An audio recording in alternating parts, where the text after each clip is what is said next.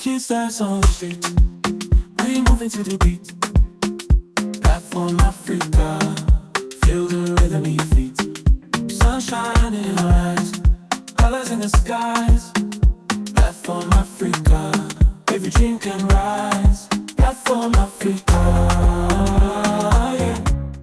Hello, welcome to Platform Africa. My name is Gerald Howard, and today my guest is no other but Morris, the actor from Kenya.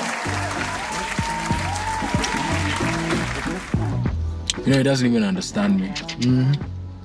I've been to 30 job interviews in the last 3 years. No progress. Na nafikiria nafanya hivi on purpose. Promotion nikisema. Parents just don't understand us, man. And every day it's a new problem.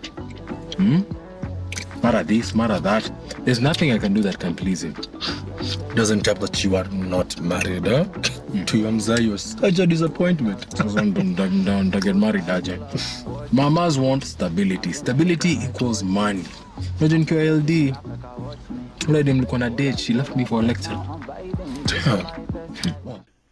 Wagwan, my name is Morris Mwangi, aka Morris the actor, and I have some exciting news to share. Hello, thank you for watching Platform Africa. My name is Gerald Howard, and my guest here today is no other but Morris the actor. All the way from Kenya, we have Morris on our screen today. How are you doing today, Morris? Fine, man. Can't complain. That's good to know. So, what time is it now in Kenya, if I may ask? It is just now 25 minutes past 5. Interesting. It is Yeah. 10:19 a.m. over here in Lincoln, Nebraska. Damn, good Very morning. interesting. Good morning, guys. Right, time difference. Well, we want to thank you for being here on our platform. It means a lot to us. I need you to speak a little bit about you to my audience and people who don't know who Morris is. Okay, cool. First and foremost, thank you for having me, Gerald, on your platform. I'm grateful and honored that I am in this capacity. My name is Morris Mwangi, but professionally, I go by Morris the actor. I have been a professional actor for, let's say, 8 years now. I've been acting since I left high school. So that's the first and only job that I've done professionally since high school. Dropped out of college and stuff to pursue this craft. So yeah, I have experience on stage, having done a couple of plays, a couple of musicals here locally. I have experience on screen, having featured on some TV shows. I think I've done 2 or 3 television series and a couple of feature films as well. So I have dabbled on pretty much all the facets of acting. I've also done some voice acting work as well. I have dabbled also in some stand-up comedy here locally in the local laugh bars. And yeah, I'm basically just a professional actor stationed in Nairobi, Kenya. That's how I think I can package that. And it comes across to me as if you're very versatile, because I remember you speaking about stand-up comedy. Yeah.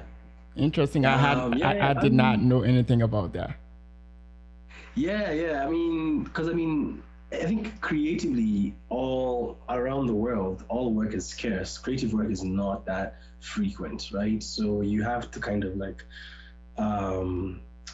adapt to the market and to the industry. So I stumbled upon stand-up comedy when I was not being cast for a lot of work. So I was like, damn, I gotta practice. I gotta use and apply myself and my skills and talents. So yeah, I started doing stand-up just out of a whim because it's amazing crowd and audience work and really enhances the skills of improv and whatnot. So yeah, last year I think for a couple of months I was doing some stand-up comedy here and there just to get a feel of that difference. And it has really textured me as a performer, I might add. Well, thanks for letting us know. I had no idea, like I said. So, as far as acting, how did acting start for you? In high school, I think the conscious decision for me to become an actor I made when I was 16.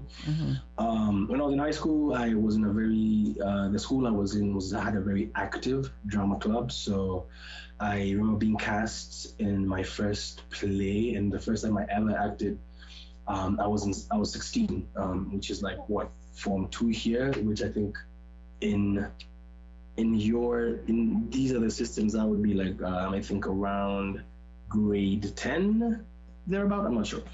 Anyway, yeah, so I got cast in that play, and I acted some more in the 3 years I had in high school, and I completely fell in love with acting.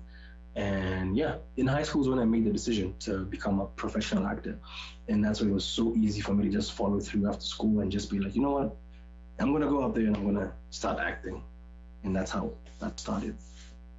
Good to know. I've always wanted to act myself. I only had the opportunity to do few commercials and billboard. I did not go far. Okay. Yeah, I still have the passion there. So I highly commend you, because it's not easy. When light and camera is just focused on you, you tend to do something totally different other than what you were told to do if you don't have the calling. So this is Platform Africa, and I am building this platform because there is a huge misconception about the entire continent of Africa. A lot of people don't even know that we have different countries on the continent, and those countries all have their own industries when it comes to movies, when it comes to music, just everything. So the reason why I came up with this concept is to be able to get my point across, to make people understand that the entire African continent is bigger and deeper than what the media shows. Oh, for sure it is. So I want us to kind of go way back. Tell my audience something about your upbringing, the family you're from, and how you grew up. Okay, cool. I, first of all, I'm an only child, so no siblings whatsoever, just me, myself, and I. I've been raised by a single mother, and yeah, it's pretty much been me and my mom all my life. And I was born and raised in Nairobi, in one of the, what shall I call it, sub-locations of Nairobi, which is called Kangemi, for those like in your platform who will see this and know. I was born and raised in Kangemi, and yeah, that's pretty much where I grew up. And just having that upbringing of just having a single mom and just me and her, I think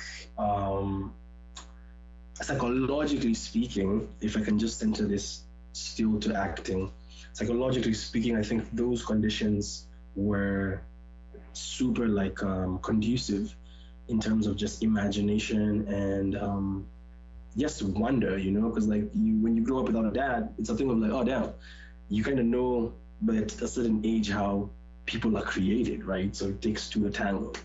So not having a father figure, a father or whatever, it kind of really enhanced my sense for imagination. And I grew up, I think, a pretty decent, academically proficient kid, I might say. I think, yeah, I was one of those kids who I stuck with the academic route. I'd still, I don't want to say be successful, but I think I would have been, I'd have excelled had I gone that route. But I think the more artistic and creative side called to me. And yeah, I think just my environment and the culture that I've grown up around has played a huge part in my creativity and who I am as an artist, because that pours super directly into my identity. So with those things in mind, I think You can only use your background as your foundation, I feel, artistically. Like, you're supposed to use the circumstances with which you come from to like kind of say something unique in your art. So yeah, that's pretty much how I was raised, man. I'm an only child, single mom, and I like acting. You mentioned single mom and you being an only child a couple of times. Did you Yeah. want to dive a little deeper in you being a single child? Like, as far as your father, is he no longer around? As in, is he not present? What is up with that? My dad was originally not present in my life. Like, my dad passed away when I was 5, I think. I had met him once. And yeah, I think me mentioning that is just to really just ground that conversation in terms of, I think I grew up seeing the world very feminine, you know? Like, that's, I think, what I essentially am saying. Like, being a boy, being raised by a woman, you kind of get to have that as your vantage point for most things, right? And I think that became a crutch for me when I became now an actor, because like a lot of being an artist and being in the arts requires a lot of feminine energy, you know, like for I believe you. lack of a better word, but lack of a better term, you really have to tap into that energy of yours. So I think that I have always had that advantage of my masculinity and my femininity are very well defined within my personality. So yeah, me just mentioning that, I think it's just grounded to the fact that because my mom is the one who actually, she's chiefly responsible for me becoming an actor, exposing me to early works of literature and like, you know, just the magazine world, CDs. You remember back in the day when we had CDs and Right, CDs I and remember. stuff like. Yeah, so she's prominently like been the one who has put me on to works of art and pop culture and stuff like that, which is again a very feminine energy kind of driven thing, right? So yeah, I'm always grateful that that circumstance was not a hindrance. You know, it actually became the advantage and the bouncing board off of which I could more courageously leap into the arts. Because it's, I think it's easier to come home to your mom and be like, I want to be an actor and I want to do this and I want to do that, as opposed to both your mom and your dad. Maybe your dad had plans for you to become an architect or some other, you know, some other like well-defined career. And Right.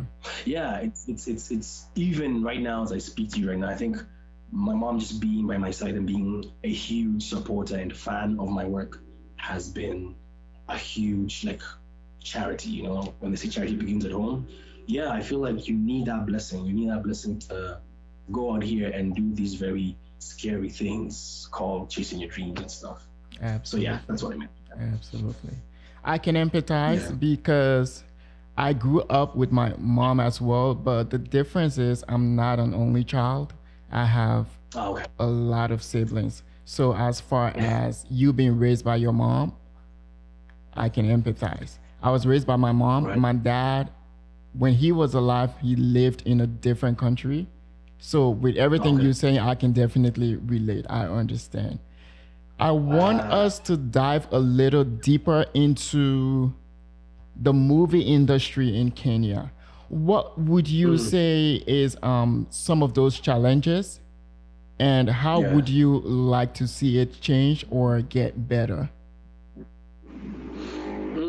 That's a big question, Gerald. It's a big question with a very long answer. So like, I'm going to try to be as as categoric as possible. Firstly, for us as Kenya, the Kenya creative fraternity, one of the major challenges we face is that we have not consolidated ourselves into an industry just yet. So a lot of the framework that is needed to sustain an industry is lacking. So even the question of an industry and how we can fix it is a bit, it's jumping the gun. We still haven't come together as all the stakeholders, all the players, and decided, universally and in a unified voice that this is what we want to do, this is what we want to achieve. So what you find is we have a sector. I'd call it at best, the best definition for it is a film sector. It's a theater sector, it's a storytelling sector. It's still yet also to be recognized by government as a formal trade, so the infrastructure is what we are still going back and forth trying to lay down, because in terms of like practitioners, we have myriads, thousands of practitioners. We have cinematographers, we have camera people, we have crew people, light people, actors. Everything is there. It's just that it hasn't been compartmentalized well enough for it to become an industry that can generate income and revenue for the government as well. So with that in mind, you find it's very informal, and majority of the goals and the things we want to accomplish, we're battling with very skewed or minimal or sometimes absent resources to try and Right now in Western Africa, a child is hungry and another is naked, scared, and alone.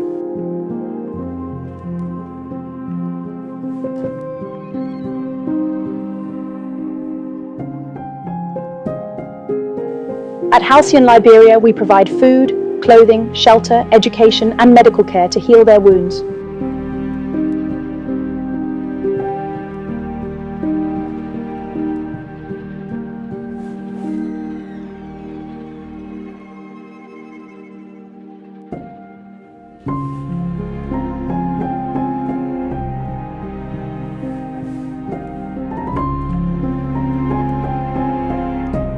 Your support is crucial.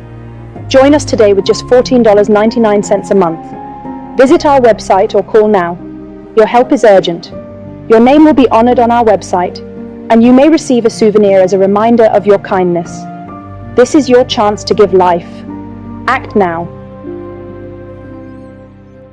Welcome to Platform Africa. Welcome back. My name is Key Gerald Howard, and today I'm having a deep conversation with Morris the actor, one of Kenya's professional actors. Welcome back, Morris. How are you doing again? I am still doing great, man. So far, so good. That's good to know. Yeah. Perfect. So if you just joined, we were talking about the challenges that the movie industry in Kenya is facing. And we're just talking about how we can make it better, and we're getting to know Morris a little deeper. So Morris, knowing where you at now, right, and where you were before getting into acting, what are some of the lessons you would say you've learned? And how different would you do it if you were given the chance to do it all over again? That's a great question. The biggest lesson I think for me as an artist, actor, creative, whatever you want to call it, has been patience. I certainly didn't come into this thinking it was going to take this long, probably, to get to where I want to get to. So, the biggest lesson has really just been patience. And then I think what would be first runners up to that actually would be, you have to kind of be stubborn, I feel. I have learned that dreams, especially like if you have a very personal individual dream, man, you have to be stubborn about it. You have to really, you kind of have to fight and earn the right to dream and chase your dream. So those two lessons have been recurrent to me time and again in my endeavors. I always go back to, I could be more patient in this situation. I could always practice that habit of just giving it a bit more time and letting things bloom and blossom when they're supposed to. Because this is really very chancy kind of luck-driven career. Not everyone gets to get to the apex, like most high top level of this craft, right? But that doesn't take away from the journey. It doesn't take away from the fact that every, let me say, actor or anyone who has ever gone out there with the intention of putting a creative effort into the universe, that is validation enough. It is enough. It's Right. also like that lesson of learning that I could not end up being the big Hollywood movie star or like being on billboards, magazines, or whatnot. But do I have the, not even the humility, but the grace to understand that I have still served my maker and the one who poured that talent into me, even Right. in my small, minuscule audience, or sometimes no audience. Yeah, because sometimes as artists, we really frown upon ourselves because our work isn't received in the magnitude we wanted. So yeah, patience and as that stubbornness have been my friends. They've accompanied me in times where I wanted to give up and just chase something more lucrative, or something that has a shorter time period of success, right? Would I do anything different? I don't think I would, Gerald. And that's not even in a facetious way or like I was always right kind of energy. It's the fact that it's also taken miracles, for Right. lack of a better word, miracles for me to end up to where I'm at. It's taken strangers, it's taken unexpected opportunities and scenarios to get to where I'm at. So many things along the way I have not been able to control. They have been without my control, right? But they've happened, and they happened so that I could end up to where I'm at and where I'm going still. Right. So for me to say I've changed anything, I think it would be like a butterfly effect where I change one small thing and everything goes to shit. So it's been a humbling experience of just, letting go and letting God take charge and, let his, he has, I think the grand design, God has that in mind. And especially with us artists, because we're so super close to godliness in terms of we create, we mimic that trait of God, of creation. So because of that, I feel he smiles upon people and souls who dare to dream and create. So yeah, I think he has been in control, still is, and it's God's timing is really the best timing. Those are kind of the Absolutely. Yeah. God timing is always the best. Yeah. Now, I want us to focus on one of the purposes for which I have this platform running. It is just to dive deep into the stereotype that some countries, like other countries, let's say some country in Europe or let's say the United States, have about Africans. Most people don't understand how diverse the entire continent is, how we have a lot going on, because the media, when it comes to any African country, shows only war, poor kids like lying on the street, not having food to eat with flies all over the mouth. I haven't seen the media, especially in the United States, showcase our movies, our banking industry. What stereotype from your end would you say you've seen via social media about the continent of Africa that you wish was not shown in that way, and to just make things like happen differently? Damn. Man, you have big questions, Gerald. Damn. I don't know. I'm one of those people who's of the opinion that it's not the job or the prerogative of Western media, especially, to highlight the beauty and I guess the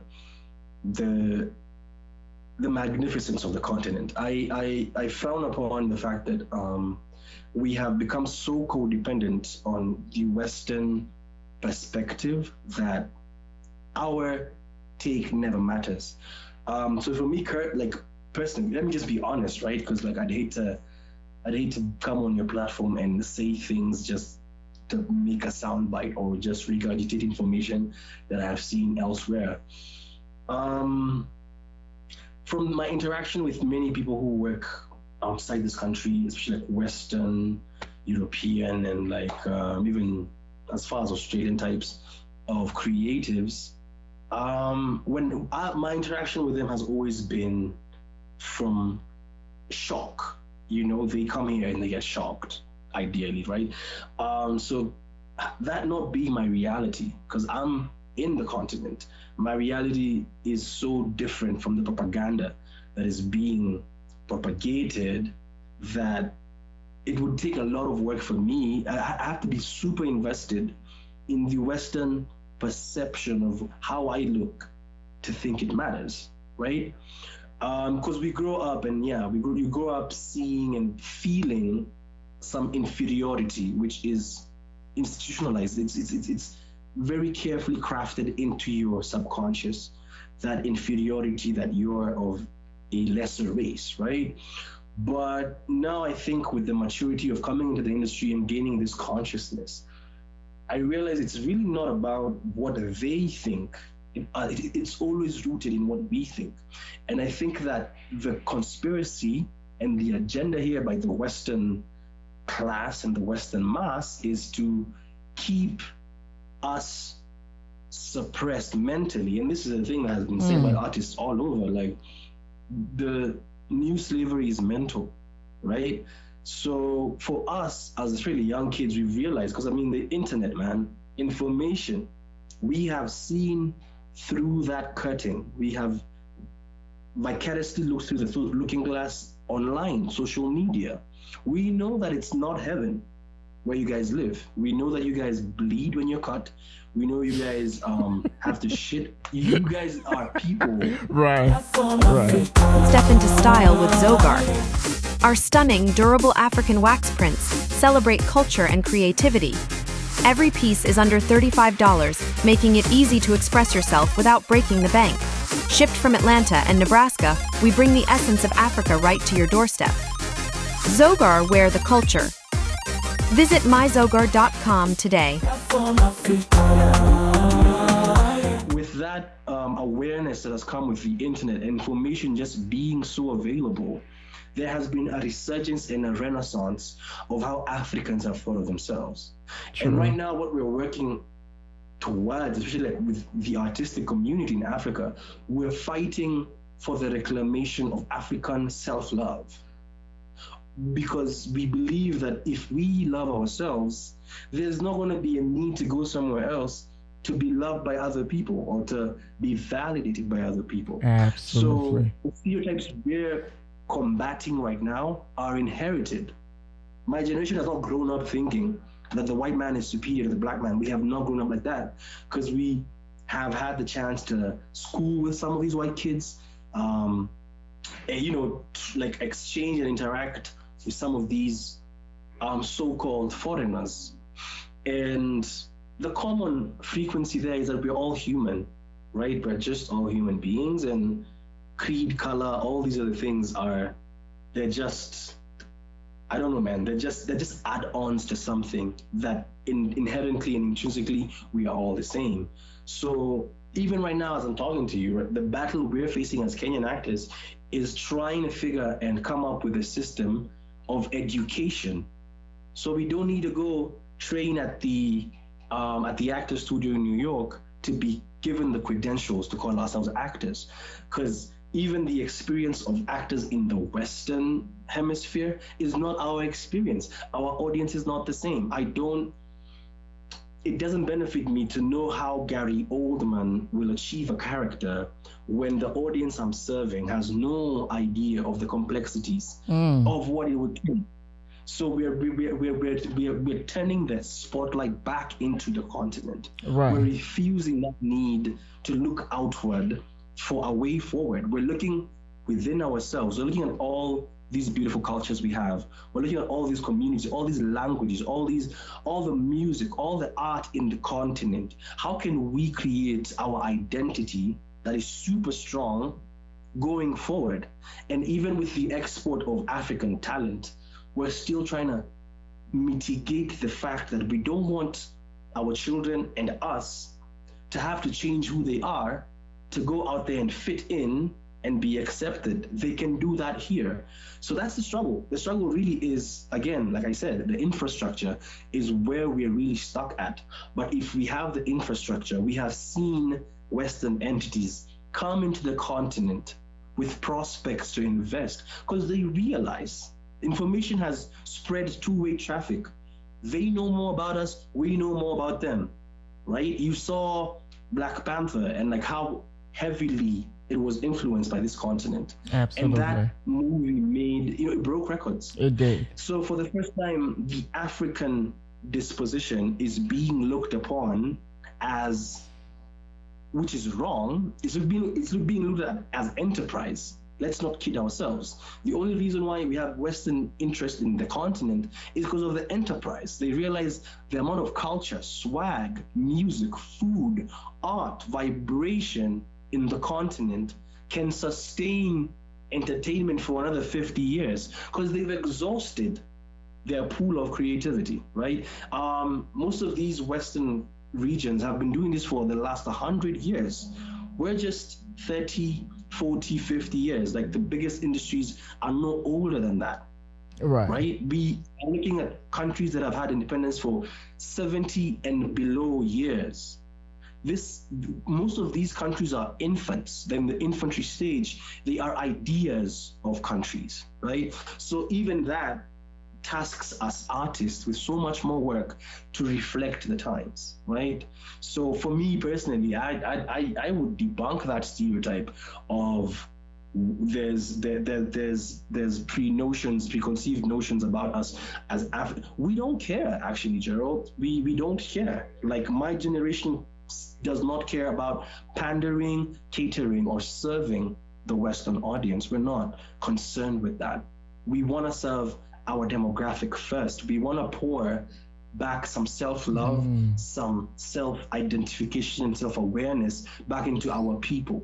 So most of our stories right now are driven to emancipate the continent itself. So the need to want to pander, it's still there. Every single day, like even right now as I speak to you, some of the best sets in our film industry are being run by foreigners. You go to a set where everything is really working properly, you find it's a German-driven engine. You go somewhere else, it's the French. Right. It's the English with the UK aid. They're the ones who are pouring real money into our arts. And you see that creates a misconception that we need Western influence to become something that is dope and cool. But that's not the case. The case here is African kids are waking up. African kids are we're really dreaming with so much more vigor and so much more courage. So it's a time thing. The stereotype thing is a time thing. And it's also a thing of, we're gonna use the work to invite the rest of the world to Africa. So that's the struggle that we're facing right now, currently. Long answer, man. You have such big questions. No, you know one thing I like about you, Morris. Yeah. It's very easy to relate to you.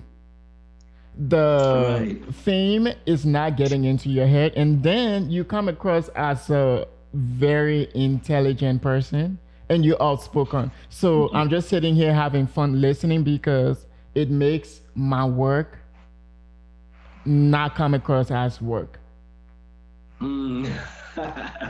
Yeah. All you have to do is show these people, Gerald. All you have to do is show them. Exactly. And that's what I'm doing now. Yeah. Perfect. So Right.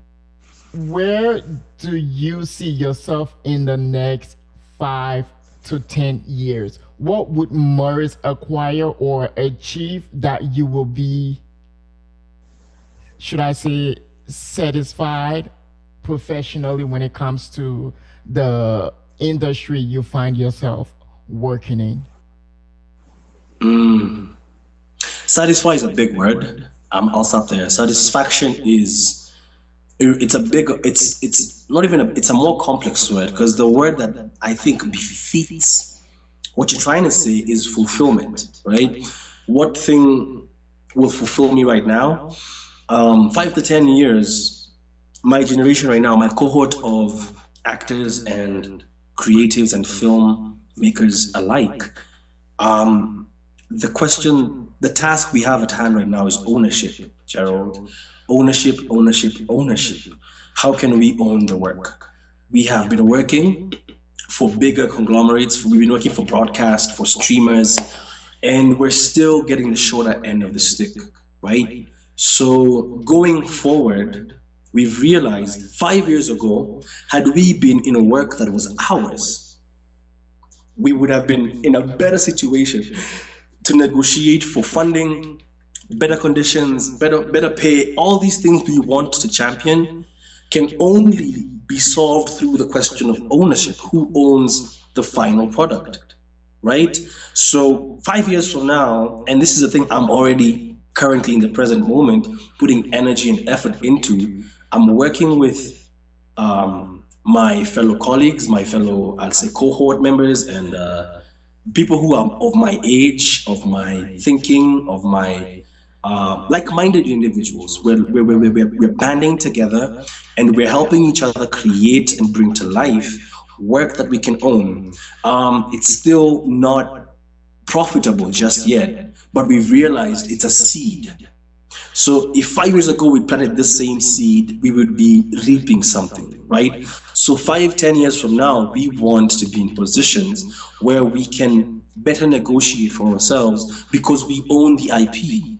So yeah, 5, 10 years from now, I want to be a key partisan player in helping creatives and filmmakers and workers out here earn their living by employing themselves. We want to stop that thing of, there's so many middlemen who are destroying and gatekeeping the industry. It's like, for instance, you, Gerald, are an executive producer. You have, what, $10,000 you want to put down for a movie as funding. So you go seek somebody to help you look for the talent, the crew, and put up a team. So this person acts like an intermediary between you and the labor force, right? So between the labor force and you, there's someone in there putting down and inflicting hindrances on production because they're looking to make a quick buck. This is a thing that is very rampant and common. I think everywhere. I think just wherever there's human beings, they have the need to be corrupt and to be mischievous with funding and embezzle it. So for us, we're trying to remove the middleman and create the work from farm to table. From the farm, we make it, take it direct to the audience. So for me, that's where I want to be 5 years from now. I want to own work and I want to have direct contact with my audience, because the audience is our saving grace. Our salvation lies with the audience. Absolutely. If they buy our movies, if they come see our things, we're going to make money. We make money, we become an industry, not just a sector. So even right now, with the biggest producers, the biggest production houses in the country, they still are to solve the issue of distribution. Like, yeah, I put 5 million Kenya shillings down, I made a movie. How can I make even 6 million from this movie? We're still stuck there. And these are conversations we're not having. So you find the talent is being kept. The ones inside don't have the analytics or the figures to show investors that this is going to be profitable.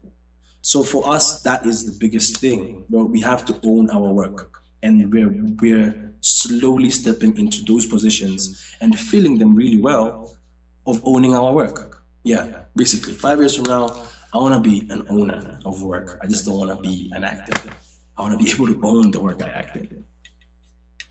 You come across as someone who it is going to be easy to work with. Yeah, thank you, man.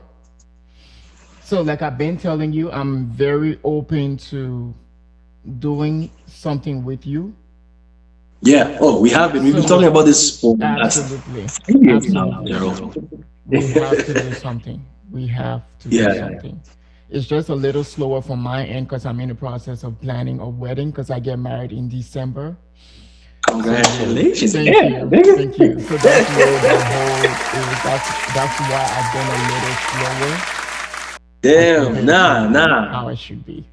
Thanks, my man. No slowing down. I think you're operating at the right speed, man. Absolutely, I Everything and appreciate everything that. I is needed to hear that.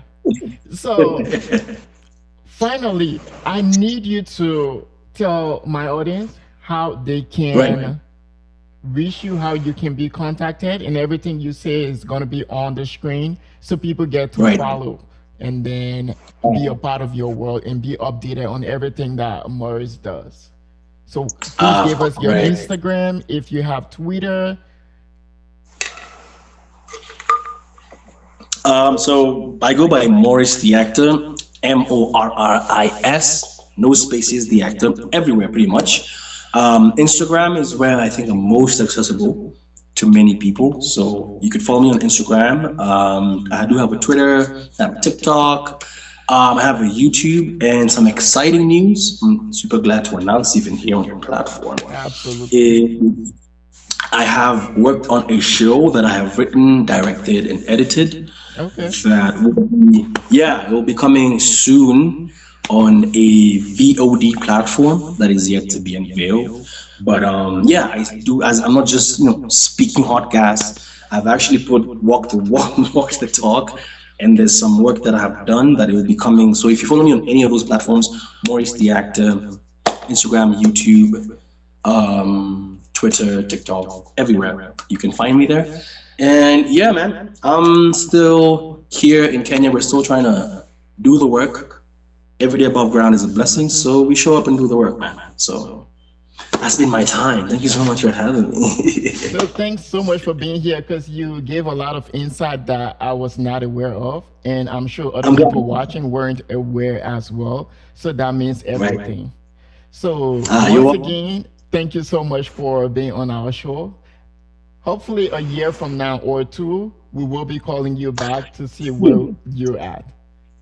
Soon, soon. Yeah, I can't wait, man. Also, like working, we have to work together and stuff. That's gonna Absolutely. unlock more lines. I have Absolutely. no doubt in my mind that God will.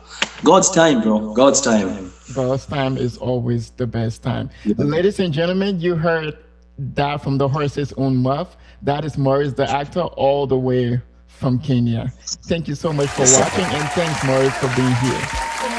Thank you for having me, Gerald. You're Peace welcome. out. Enjoy the rest of your day. Bye bye. You too.